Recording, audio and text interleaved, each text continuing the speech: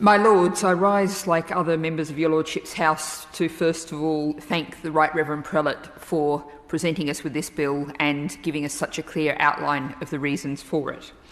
And I think we've had a very useful debate, and I note particularly how the Noble Lady Baroness Meacher has stressed this is about much more than gambling. And indeed, I think the Noble Lord Brown really summed it up in quoting two words: this is about the public interest.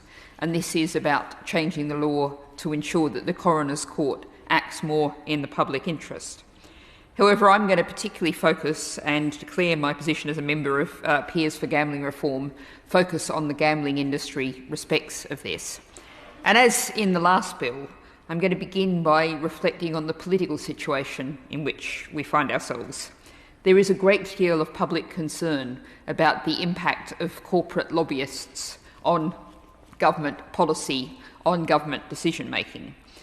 We've actually seen the gambling industry scream to previously unknown levels of economic returns to size as a result of deregulation that's happened over decades.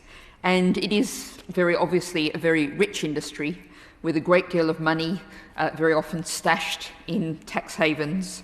And the public really, I think, are watching this to see what happens and what controls are going to be put on this out-of-control industry that's causing so much damage to both individuals and communities.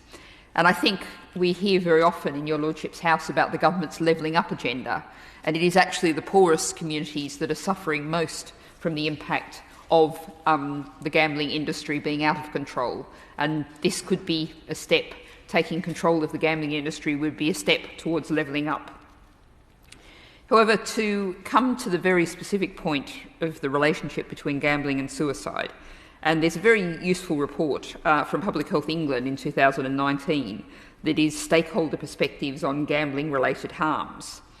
And this report says that the gambling industry, like, quote, other unhealthy commodity industries like alcohol, tobacco and junk food producers, frame health behaviours as complex problems as a strategy to argue against effective primary prevention policies, end quote. So I think it's really important that the Right Reverend Prelate, in introducing this, stressed that the complexity of suicide is understood, and this is talking about a range of factors and recording what may well be one of a range of factors.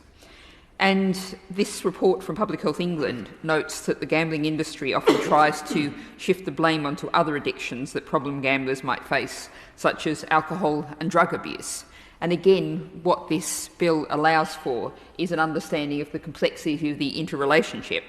But of course, we also need to acknowledge, as the PHE report did, that the gambling itself might have led to the other addictions.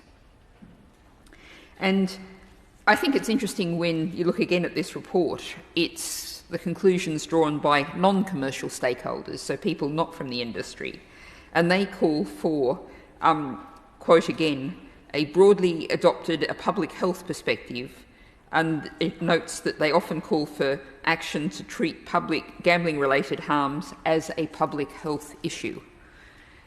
Now, I think it's really worth stressing that, of course, this bill will not cause any direct government action.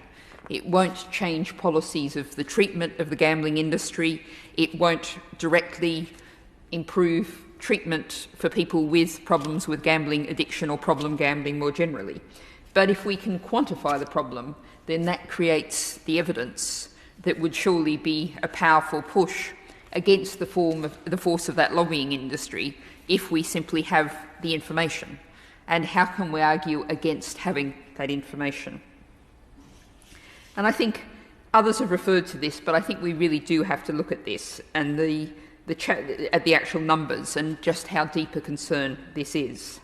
The charity Gambling with Lives believes that between 4 and 11% of suicides in the UK might be gambling related, and that's from a report from 2020. And I think if we go back to some of the report from the Adult Psychiatric Morbidity Survey of 2007, which is one of the last extremely science-based, peer-reviewed type studies that we have, that concluded that among people who made a suicide attempt in the past year, 1 in 20 were problem gamblers and another 1 in 20 were at-risk gamblers. So we get there to a figure in total of about 1 in 10, which is very much in the range of the figure put forward by Gambling with Lives. And I think we also have to look to a study from 2019 published in the journal Addictive Behaviour, which suggests that the problem is getting worse and that a higher proportion of gamblers entering treatment had attempted suicide in more recent intake years.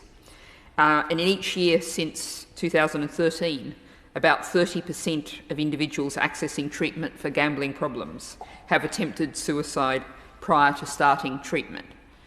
So I think there's a great deal of evidence there. It's of varying ages, it comes from varying sources.